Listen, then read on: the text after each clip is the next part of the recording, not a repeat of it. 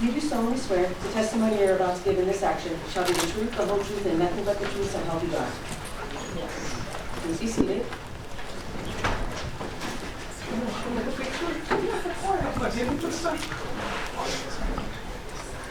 Please go ahead and have a seat. And will you please state your name and spell it for the record? My name is Caroline Gaughan, Caroline, Gaughan, Gaughan.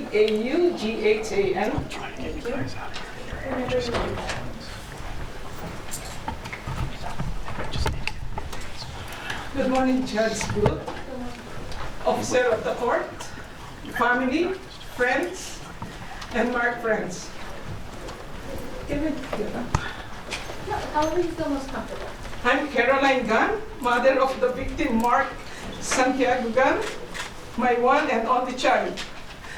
I became first-time mother at the age of 41.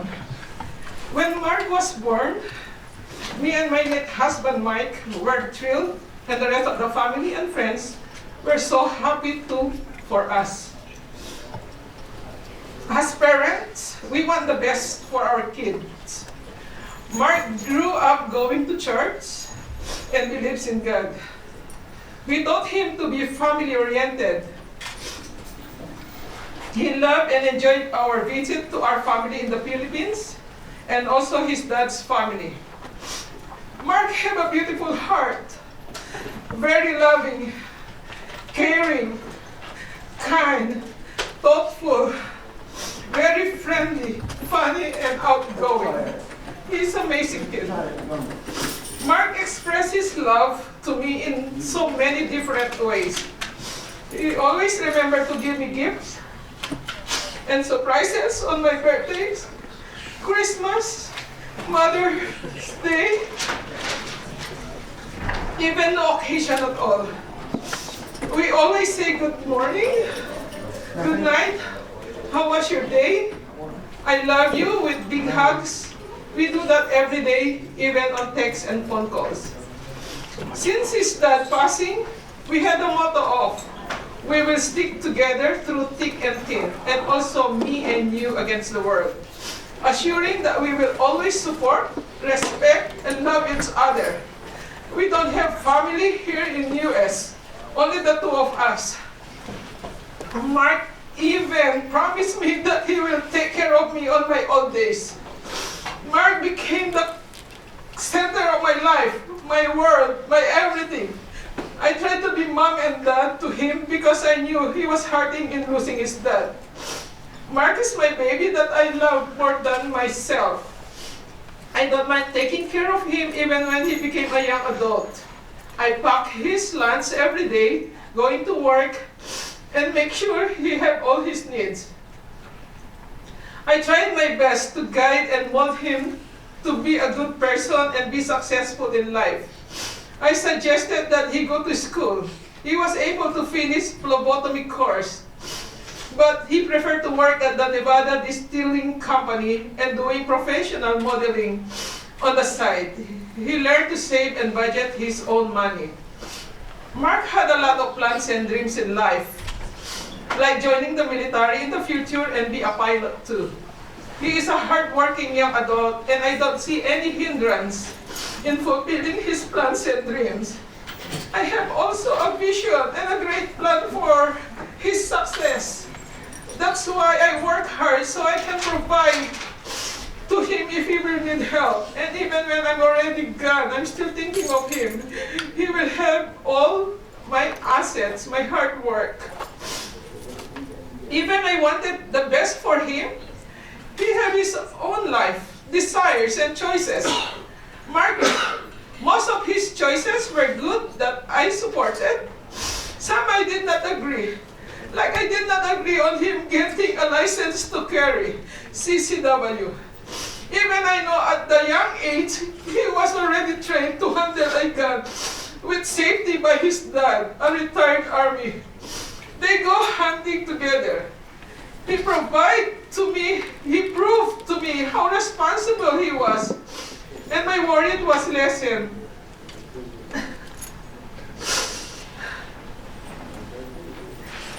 I became worried again when the convicted defendant, Ali, has an access on his gun. I'm so bothered, so I talked to both of them. It was a long talk, and she knows my concern. Mark told me that she knows the safety about guns.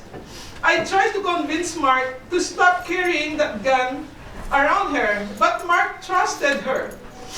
Last August 22, 2025, around 6 p.m. Friday night, that was the last time I saw my son alive. I'm going out with friends, and he told me, "Mom, have fun, and I love you." Excuse me. He told me he was going out too with the defendant, and I told him to be safe and enjoy the night, and give him a hug. Then when I got home around August 23, at 1:06 a.m., he was not home yet. So I texted him, "Hello, how are you? Where are you? Are you going home tonight? Let me know. Keep safe, and I love you." That's my last text to him. He replied at 4:22 a.m. He texted, "No, not tonight. Love you. The not tonight is forever, not tonight anymore." Then I went to sleep, thinking he will spend the night with the defendant.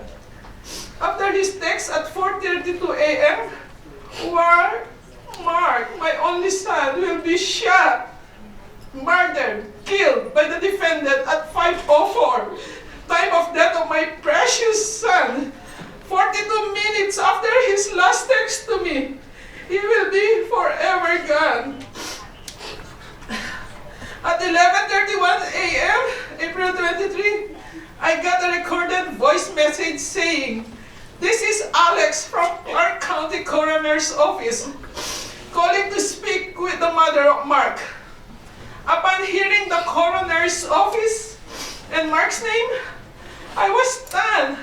I was shaking very hard, screaming and in agony. I was stabbed straight in the heart and died with my son. I cannot believe what I'm hearing from the coroner's office. That call will never forget. That call I will never forget until the day I die. Excuse me. After talking to the officer, I immediately called and texted the defendant repeatedly, but no response. I don't know her address. I was so lost and devastated. And none of the three people at the scene of the shooting had the human decency, compassion, or courage to have someone or anyone to contact me and tell me about what happened to Mark. The defendant had my number and she knows where I live. She spent time and slept over in my house. I have to wait more than 24 hours before a police officer went to my house and informed me on what happened. My body and mind was shut down. Cannot eat, cannot sleep. It was a nightmare. I was shattered, breaking down and in shock. So painful. Even I'm on the state of shock and devastation. I need to inform my family and friends the sudden and tragic passing of my son. Everyone was shocked. My 91-year-old mother was hospitalized. I cannot believe that I'm making a funeral arrangement for my son, spending big funeral expenses. The pain in hearing the news on media and social media about my son is killing me. I have to make leave of absence from my work. So hard for me to do a lot of tasks because I cannot even focus. One of the very hard moment is I have to wait a week before I can see the dead body of my son. The agony of waiting. It was on the viewing when I saw him in the coffin. The pain I'm holding was unbearable. My heart was shattered. My poor baby, whom I took care from pregnancy until he was 23, was lifeless. He was killed, he was murdered by the heartless defendant that my son told me that he loves her. A very wrong and unworthy person to love. That image of my son in this coffin will stuck in my brain forever. my life has changed drastically. I don't know anymore what is my purpose in life without my son.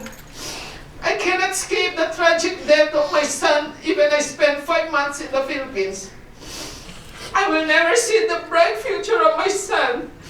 I lost the opportunity to have grandkids. No more memories to make. No more happy holidays, birthdays, and Mother's Days. He will never enjoy the fruit of my hard work. Mark's life and his future was cut short by the heartless defendant when she decided to pull that trigger and kill my son. Now my life is ruined and broken forever. I'm mentally, emotionally, spiritually, and physically suffering every day. I'm a cancer survivor since 2007, but now because of stress, anxiety, depression, and lack of sleep, my cancer marker is elevated. I have a lot of doctor's appointments, and lack of sleep, my cancer marker is elevated. Sometimes I don't want to live my life anymore. No strong pills can give me a decent sleep since Mark passing. I lost a lot of weight.